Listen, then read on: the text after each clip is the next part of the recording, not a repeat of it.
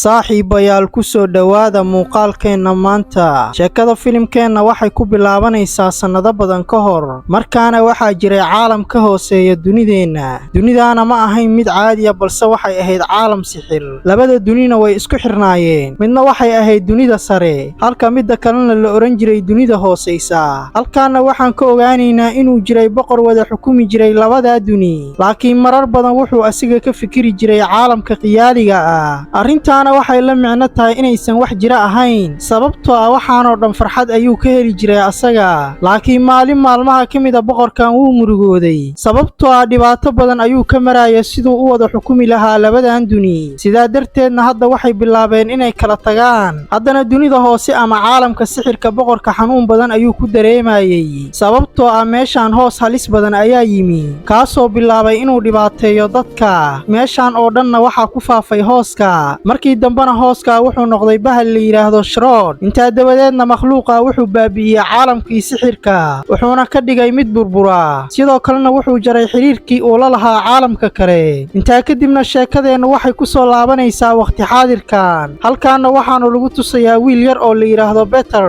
kaasoo hadda u socda gurigooda cusub, asagoo ay la socdaan hooyadii, aabbihii iyo walaashii asaga ka yar. halkaana waxaan ka ogaanaynaa had iyo jeer wiilkan inuu aad u walwalsan yahay, sababtoo ah wuxuu ka baqi jiray waxyaabaha ku hareeraysan asaga. sababtuna wax kale ma ahayne waxay ahayd waxyaabaha yaryar. xitaana wuxuu aaminsanaa in dhibaato ay u keenayaan ayaga. dhinaca kalena haddaan ka hadalno beter walaashii, waxay in badan u dhoweyd walaalkeed, mar walbana waxay ku faraxsanayd asaga. sidoo kalena rajo wanaagsan ayay lahayd ayadu, kumaysanna noolayn nolol khiyaaliya. mar kastana waxay wax ka eegi jirtay dhanka wanaagsan. halkaana dadku hadda waxay ka bilaabeen inay beddelaan deegaanka ay ku nool yihiin iyo habnololeedkoodaba. maalintii xigtana beter walaashii waxay tagtay dukaan weyn si ay meesha wax uga soo iibsato. ayadana waxaa daba socday walaalkeed. dukaankanna waxaa yaallay waxyaabo badan oo la yaab leh, kuwaasoo leh midabyo kala duwan. sidoo kalena alaabta meeshaan taalla waxay u muuqatay kuwo qaaliya. laakiin beter alaabtan oo dhan wuxuu ka helay kobarta, taasoo ahayd qalab lagu xallin karo xalxiraale kasta oo aad u adag. meeshaanna waxaan ka ogaanaynaa kobartan inay ahayd sixir, laakiin beter ma uusan ogayn arrinta, wuxuuna soo iibsaday alaabta, kadibna guriga ayuu geystay. habeenkaana beter markuu rabay inuu seexdo, hooyadii jiheeye ayay siisay asaga. si dhabana waxay uga sheekaysay waddooyinka uu u tilmaamayo qalabkan. sidoo kalena hooyadii waxay asaga u sheegtay alaabtan inuu awowgii lahaa, anigana wuxuu ii sheegay inaan hadiyad ahaan kuu siiyo markaa weynaatay adiga. dhinaca kalena walaashii ayaa meeshaan timi, waxayna asaga weydiisatay in qalabkan uu siiyo ayada. taa beddelkeedana waxaan ku siinayaa xoogaa shilimaada oo kugu filan adiga. markay rabtay in lacagta ay u soo bixiso walaalkeed si ay u siisana, shilinkii ayaa dhulka ooga dhacay meel duleela ayuuna galay. wiilkuna markuu isku dayay inuu soo qaato shilinka, wuxuu duleelkaa ku arkay il weyn oo soo eegaysa asaga. isla markii uu arrintan arkana wuu baqay meesha ayuuna ka cararay. sidoo kalena wuxuu fahmi waayey bahalkan wuxuu yahay. intaa kadibna qolkan derbiyadiisa waxay bilaabeen inay dildilaacaan. sidoo kalena gurigan wuxuu bilaabay inuu burburo. daqiiqadii xigtana dhammaan alaabtii qolkan ku jirtay waxay bilowday inay hawada duusho. xitaana alaabtaa waxaa ku jirtay sariirtii ay ku fadhisay walaashii. isla markiina sariirtii iyo alaabtii kaleba mar qura ayay dhulka ku soo wada dhaceen. isla wakhtigaana wiilkan wuxuu ku booday sariirta, dhab ahaantiina qalabkii uu haystay ayuu furay si uu xal ugu helo xalxiraalahan. wuxuuna dib ugu laabtay sannado badan ka hor. sariirtan intay ayaga saarnaayeenna waxay keentay caalam kale, kaasoo ay ku nool yihiin xayawaano la yaab leh. bahalladaanna waxay bilaabeen inay halkan ka soo qaadaan ayagoo u kaxaynaya goob kale. dhab ahaantiina bahalladaa waxay arrintaa u samaynayeen si ay u badbaadiyaan noloshooda, sababtoo ah meeshaan waxaa imaan rabay sharood. wakhti kasta ayuuna halkaan imaan karaa, wuxuuna dili karaa carruurtan. haddana xayawaanadaa waxay ayaga geeyeen goob kale. intay halkaa u sii socdeenna waxay ka gudbeen meel buundaa. buundadaa markay ka gudbeenna way jebiyeen si uusan ayaga u soo dabagelin bahalka halista badan. muddo kadibna xayawaanadaa waxay ayaga geeyeen meel goda. carruurtuna markay meeshaan yimaadeen si taxadar leh waxay isaga eegayeen hareeraha, waxayna kaloo ayaga la yaabanaayeen waxa ku dhacaya ayaga. wax yar kadibna waxaa meeshaan yimi madaxa xayawaanadan. markuu ayaga meeshaan ku arkay markana aad buu u xanaaqay sababtoo ah joogitaanka meeshaan ee qof bil'aadana wuxuu u arkayay khatar soo wajahaysa ayaga. intaa kadibna bahal duqa ayaa isaga ku yidhi xanaaqin sababtoo ah carruurtan yar khatar naguma aha annaga, maxaa yeelay Beter iyo walaashii hadda ka hor ayay meeshaan yimaadeen sannado badan ka hor. saadaashuna waxay sheegaysaa labadan carruurta inay meeshaan imaan doonaan, sidoo kalena Beter uu meeshaan boqor ka noqon doono asaga. ayaguna annaga iyo adduunkeennaba waxay naga badbaadin doonaan sharood, sidoo kalena waxay dib u hagaajin doonaan caalamkeenna sababtoo ah Beter wuxuu ahaa boqorkii sannado badan ka hor ka telin jiray halkan, hadda ka hor ayuuna halkan yimi. sidoo kalena hadda wuxuu ayaga tusay qoraal derbiga ku qoran. meeshaanna waxaa ku yaalay sawirka Beter iyo walaashii. intaana waxaa dheereed inay jireen sawirro badan oo sannado badan ka hor halkan lagu sameeyey, kuwaasoo muujinaya waxaan oo dhan. xayawaankii waayeelka ahaana wuxuu ayaga hadda uga warramay noloshoodii hore iyo boqorku siduu u wada xukumi jiray labada duni intuusan meeshaan imaan sharwada sharood ka hor, kaasoo ahaa hoos madow. markii dambena bahalkaa wuxuu kala geeyey labada duni, labada caalamna sidaa ayay ku kala go'een. sababtaa awgeedna saacaddii laga hagi jiray labadan duni sidaa ayay ku jabtay ayada. waqtiyada caalamyadanna sidaa ayay ku kala tageen sababtoo ah waxaa hadlaabay boortalkii isku xidhi jiray. haddana marka loo eego saadaasha, Beter mar kale wuxuu hagaajin doonaa saacadda. arrintaa awgeedna Beter hadda wuxuu helay xabado xujooyin sixira si uu u xalliyo arrintan. intaa kadibna furo ayuu heli doonaa, isagoo furaha kaashanayana wuxuu awood u yeelan doonaa inuu dib uga shaqaysiiyo saacadda. sababtaa awgeedna Beter iyo walaashii hadda waxay fahmeen haddii ay rabaan inay ka baxaan dunidan, marka hore in laga rabo inay xalliyaan boortalkan. haddana si ay u helaan halka xalxiraalaha, diinkii duqa ahaa Beter wuxuu siiyey buuggan gudihiisana waxba kuma qornayn hadda. isla markiina xayawaanka wuxuu ayaga u sheegay buuggan inuu yahay sixir, kaasoo ay wax ku baran jireen xayawaanada meeshaan jooga. dhab ahaantiina ayaga oo keliya ayaa akhrin kara buuggan, sidaa darteedna waa inaa u tagtaa makhluuqyadaas si laynkugu akhriyo buuggan. ninkii madaxda ka ahaa meeshaanna markuu hadalkaa maqlay wuxuu oggolaaday inuu meeshaa geeyo ayaga. makhluuqii waayeelka ahaana waxaa meeshaa horay ugu raacay wiilkiisa, kaasoo la oran jiray bilinta. asaga iyo hogaamiyahana waxay bilaabeen inay meeshaan ku wada doodaan sababtoo ah labadooda hadda ma aysan is-aaminsanayn. laakiin isla waqtigaaba sharood ayaa halkan yimi wuuna soo weeraray ayaga. sababtaa awgeedna waxay isaga carareen meeshaan, halka Beter iyo walaashii iyo bahalkii kalena ay isaga tageen godkan. halkaanna waxaan ka ogaanaynaa intay baxsanayeen wax badan inay ka dhumeen ayaga. laakiin bilingii jiheeyihii wuxuu siiyey Beter, wuxuuna ku yidhi bahalkan wuxuu ku tusayaa habkii u isticmaali lahayd qalabkan. ayagoo adeegsanaya jiheeyahana ugu dambayntii waxay gaareen goobtii wakhtiga. wax badan ayayna ka hagaajiyeen mishiinka si uu mar kale u shaqeeyo asaga. isla markiina waxay caawinaad weydiisteen bahal meeshaa joogay, wuxuuna ku yidhi hadda waan mashquulsanahay ee mar kale ii imaada aniga. laakiin bilingi bahalka wuxuu ku yidhi aabbahay ayaa isoo diray aniga. haddana bahalku markuu hadalkaa maqlay wuxuu aqbalay inuu caawiyo ayaga. isla markiina bannaanka ayuu u soo baxay, wuxuuna soo qaatay xalxiraarihii Beter asagoo dusha ka saaraya buuggan. isla waqtigaana buuggan waxaa ku qornaa sawirro iyo qariirado iyo waxyaabo kale oo badan, sidoo kalena waxaa ku qornaa meesha uu yaallo halxiraalaha xiga. intaa kadibna bahalka wuxuu soo bandhigay qaab loo xallin karo halxiraalahan adag. waxaan ogaanaynaa buuggan in laga helayo meesha uu ku yaallo halxiraalaha xiga. dariiqa aan meeshaa u marayna oo dhanna halkan ayay ku qoran tahay. markii uu waxaanoo dhan u sheegay ayagana, Beter wuxuu siiyey qalab yar oo sida guluubka oo kale ah. bahalkaana Beter wuxuu ku yidhi boortalkan waa inaa ka maamushaa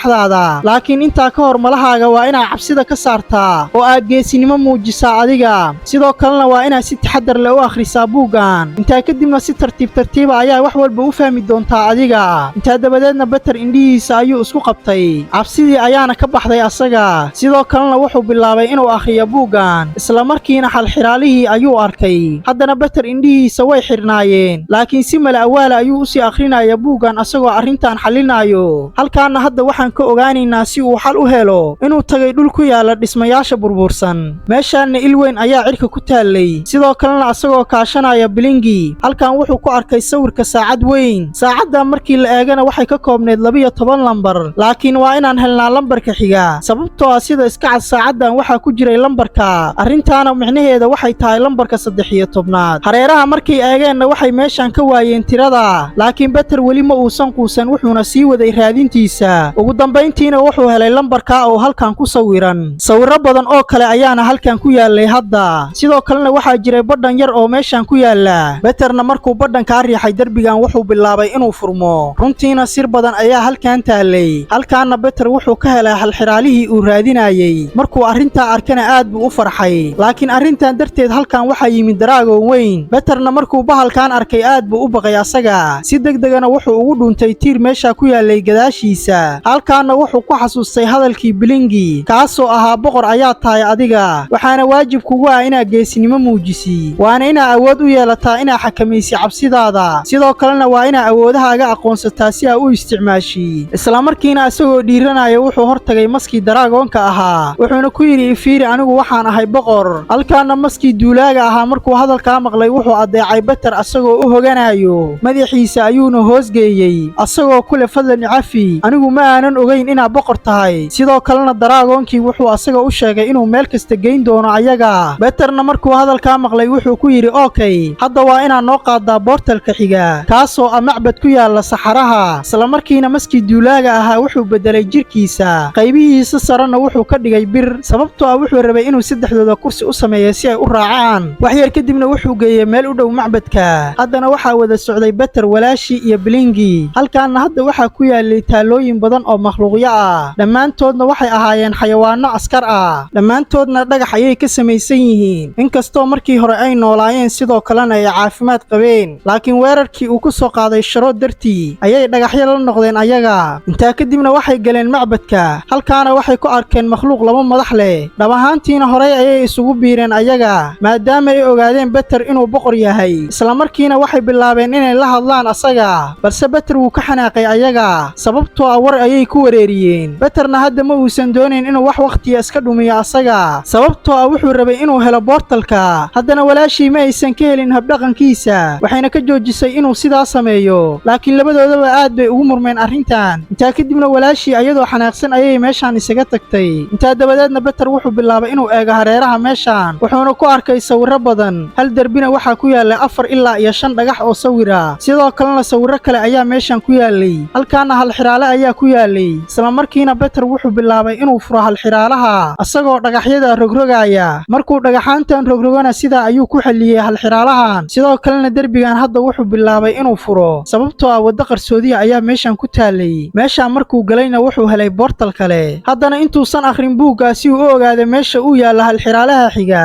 wuxuu maqlay walaashii oo banaanka ka qaylinaysa markuu rabay inuu meesha tago si uu u soo hubiyana wuxuu arkay ciidamadii Sharood oo qabtay walaashii iyo daraagonkii ciidankaana waxay ahaayeen kuwa aad u fara badan waxaana ayaga hogaaminayay nin robada inta dabadeedna hogaamiyaha ciidankan wuxuu asiga ku yiri si degan noogu soo wareeji boortalka laakiin Peter wuxuu iska diiday arrinta sidoo kalena wuxuu ku yiri ma aanan dhameystirin hawshan sidaa darteedna ma heli kartaan boortaladan oo dhameystiran haddana hogaamiyuhu markuu diidmada maqlay aad buu u xanaaqay asaga ciidankiisana wuxuu ku amray inay garaacaan Peter sidoo kalena ay weeraraan dadkiisa daraagonkuna markuu arrinta arkay aad buu u xanaaqay haddana asagoo xooggiisa kaashanaya wuxuu weyneeyay cabirkiisa isla markiina meesha wuxuu ku laayay askar badan maadaama cabirkiisa uu aad u weynaana cadowga hortiisa jooga wuxuu u arkayay wax aad u yaryar sida quraanshada oo kale haddana dagaal weyn ayaa halkaa ku dhex maray ayaga dhinaca kalena Peter asagoo maskaxdiisa adeegsanaya wuxuu ka adkaaday askarta asagoo kaashanaya qalabkii uu siiyay boqorka makhluuqyada laakiin intuu dagaalkan socday marar badan ayaa la soo weeraray asaga iyo walaashii sababtoo ah ciidankan waxay u shaqaynayeen Sharood taasina waa sababta ay walaashii hadda u bilowday inay dhagaxyo u bedesho askarta cadowga arrinta aweedna hadda mar kale waxay ka adkaadeen askartii Sharood mar kalena waxay dib u howlgeliyeen saacadii la joojiyay sanado badan ka hor haddana waqti yar ayuu haystay si uu u furo xujooyinkooda xiga kaasoo hadda noqon doona halxiraalihii ugu dambeeyay wuxuuna ku yaalay buur dusheed arrintaana micnaheeda waxay tahay in halkaa laga heli doono asaga markuu meesha geeyo bahalkiina wuxuu asaga ku yiri meeshaan waxaan imi hadda ka hor laakiin waxba kama xasuusta aniga intii lagu guda jiray waqtigaana walaashii waxay bilowday inay jirato sababtoo ah qaybo ka mid ah jirkeeda ayaa hadda dhagax noqday Peterna markuu arrinta arkay aad buu ugu walwalaa ayada laakiin wuxuu ayada uga tagay diidiinka iyo daraagoonka si ay u ilaaliyaan walaashii intaa kadibna wuxuu gudaha u galay meeshaasi u soo xaliyay halxiraalahan laakiin markuu meesha tagay aad buu u yaabay sababtoo ah waxa halxiraalaha meeshaan ma oolin hadda maxaa yeelay qof ayaa mar hore meeshaan ka qaatay boortalkii yaalay Peterna markuu arrintan arkay xumaan ayuu dareemay sidoo kalena asagoo niyad jabsan ayuu meesha banaanka uga soo baxay meel meel kalena walaashii gebi ahaanba hadda dhagax ayay noqotay markuu Better arrintaa arkana aad buu u naxay asaga sidoo kalena wuxuu ka carooday arrintan sidaa darteedna wuxuu tuuray buuggii sixirka ahaa kaasoo asaga horey u siiyay bahalkii duqa ahaa sababtoo ah hadda wuxuu waayay rajooyinkiisii oo dhan wuxuuna dareemayaa in si sax ah uusan wax walba u qaban karin asaga meel kalena diinka hadda wuxuu soo xasuustay wax walba uu halkan horey ugu arkay asaga wuxuuna u sheegay markuu halkan yimi hadda ka hor inuu asaga qaatay boortalka waxaana sidaa u sameeyay inuusan bahalka gacanta ku dhigin Shroyd asagoo sidaa kulana Better hadda wuxuu siiyay halxiraalihii ugu dambeeyay Betterna markuu arrintan arkay aad buu u farxay asaga haddana wuxuu gacanta ku dhigay boortaladii oo dhan laakiin weli ma uusan qanacsanayn asaga sababtoo ah wuxuu horey isaga tuuray buuggii hagaayay meel kalena hadda wuxuu bilaabay inuu ooyo asagoo ka xun ficilkii uu sameeyay laakiin daraagonkii oo duulaya ayaa isla waqtigaaba meeshan yimi wuxuuna asaga u keenay buugga muddo la weysanaa kadib intaa dabadeedna Better wuxuu mar kale akhriyay buugga wuxuuna ogaaday si uu saacadda u kiciyo in looga baahan yahay inuu helo furaha saacadda si uu furaha u helana wuxuu ku qasban yahay inuu aado taawurka kaasoo ahaa meesha ay ku taalo saacadda haddiibana inkastoo uu Better uusan rabin inuu meesha aado wuxuu ku qasbanaaday inuu tago taawurka asagoo raacaya maskii duulaaga ahaa halkaana wuxuu uga tagay sanabkii walaashii markuu meesha gudaha u galayna wuxuu arkay sanabyo badan oo sixira oo halkan ilaalinaya qofnana meeshan looma ogolayn inuu gudaha u galo asagoo uusan la soconin boqora haddana Better iyo dadkii la socday waxay bilaabeen inay horey u galaan meeshan laakiin sanabyadii meeshan ilaalinaya waxay istaajiyeen ayaga daraagonkuna wuxuu ku yidhi hana celinina waayo annaga waxaa nala socda Better kaasoo noqon doona boqorka xiga ee meeshan sanabyaduna waxay ku yidhaahdeen oogkay waan ogolaanay arrinta laakiin Better hadduu yahay boqor dhaba ha noo muujiya awooddiisa haddana Better markuu hadalkaa maqlay wuxuu ka fikiraya wuxuu samayn lahaa sababtoo ah asagu horey umuusan isticmaalin awooddiisa qaaska laakiin waxaa jiray xirfado ciyaareed uu yaqaanay xirfadda asagoo isticmaalayana wuxuu bilaabay inuu gacmaha ka ciyaaro haddana ciyaartan wuxuu ka bidiyey ilaaladii uu la ciyaarayay markay guuldarraysteenna waxay ka xanaaqeen arrintan isla markiina waxay bilaabeen inay soo weeraraan Better markuu arrintaa arkana wuxuu la soo baxay qalabkii uu asaga horey u sameeyey hogaamiyihii makhluuqyada sidoo kalena bahalka wuxuu asaga ku amray inuu weeraro sanabyadan halkaana uu ayaga ku burburiyo sidaa ayuuna sameeyey wax walba oo meeshan yaallana wuu burburiyey intaa kadibna Better wuxuu helay furihii saacadda asagoo kaashanaya xujooyinkiisa laakiin bilinga ayaa xilligaa dhagax isku bedelay asaga haddana Better wuxuu fahmay arrintan inuu ka dambeeyo Shroyd laakiin ugu dambayntii daraagonkii muddada ka soo caawinaya siduu u heli lahaa furaha ayaa hadda Shroyd noqday bahalkaana intaan wuxuu iska dhigaya inuu caawinaya asaga dhab ahaantiina daraagonkan wuxuu ahaa Shroyd oo isaga soo dhigaya daraagon haddana daraagonka ayuu ka baxay asagoo la soo baxay wejigiisii dhabta ahaa sidoo kalena meeshan oo dhan waxaa qabsaday hooskiisa Betterna meeshan wuxuu ka ogaaday sir la yaab leh taasoo ku saabsan walaashii laakiin qofka uu arkaayo ma ahayn walaashiisii dhabta ahayd balse waxay ahayd mala'awaal loo sawiray asaga dhab ahaantiina walaashii horay ayay u dhimatay wuxuuna rumaysan waayay dhimashadeeda sidaa darteedna mar walba wuxuu bilaabay inuu mala'awaalo ayada wuxuuna u haystay inay nooshahay oo ay la joogto asaga intaa wixii ka dambeeyana si joogto ah ayuu u arki jiray ayada isla waqtigaana Shroyd wuxuu bilaabay inuu weeraro asaga dhab ahaantiina walaashii way dhimatay balse Better hadda wuxuu ceeb ku dareemayay inuu badbaadin waayo nolosha walaashii wuxuuna isku arkayay qof aan faa'iido lahayn markuu arkay cabsidiisa iyo ceebtiisa Shroydna hadda wuxuu isku dayayay inuu daciifiyo asaga laakiin hadda wiilkan wuxuu fahmay inuu yimi caalam kale meeshaanna ma aysan joogin walaashii marka laga reebo dhalanteedkeeda qofkii ka badbaada caalamka sixirkana wuxuu ku noolaan doonaa dunida caadiga ah haddana aad buu u farxay sababtoo ah wuxuu Jaanis u helay inuu mar kale badbaadin karo walaashii wuxuuna niyadiisa ka saaray dhammaan cabsidii haysatay si uu u badbaadiyo walaashii iyo dadka kale sidaa darteedna hadda wuxuu la soo baxay qalabkii guduudnaa si uu u weeraro Shroyd sidaa ayuuna ku badbaadiyey hooskii sharwadaha ahaa gebi ahaantiina wuu burburiyey asaga sidaa ayuuna ku baabi'iyey hooskii sharwadaha ahaa maantana waxay ahayd maalintii la soo afjaray Shroyd mugdigiina wuxuu ka dhammaaday caalamkan intaa dabadeedna mar kale wuxuu dib u siday shaacaddii caalamkan dunidaanna waxay ku soo laabatay siday markii hore ahayd halkaana iftiin ayaa ka bilowday hadda wax walbana way shaqaynayeen walaashii iyo makhluuqyadii kale ee dhagaxa noqdana mar kale ayay caadi noqdeen ayaga haddana mar kale walaashii waxay dib ugu soo laabatay caalamka Betterna markuu ayada halkan ku arkay aad buu u farxay asaga maadaama Better uu hadda ka adkaaday makhluuqii halista badnaana asaga waxaa loo saaray taajka boqornimo laakiin walaashii ayuu u saaray taajka asagoo walaashii kule adiga ayaa xaq u leh inaad dunidan boqorad ka noqotid intaa kadibna wuxuu ku soo laabtay adduunkiisa asagoo macsalaameynaya dadkii meeshan joogay wax walbana caadi ayay ku soo laabteen muddo kadibna markuu hurdada ka soo kacay wixii uu soo arkay oo dhan wuxuu uga sheekeeyay aabihii arrintaana waxay ka dhigan tahay wixii uu soo arkay tan iyo bilowgii wiilkaanna waxaanoo dhan wuxuu u samaynayay inuu mar uun nolosha ku soo arka walaashii haddana mar allaale markuu rabo wuxuu ayada la kulmi karaa ayadoo mala awaalah halkaana waxaan ka ogaanaynaa boqorkii labadan caalam horay u xukumi jiray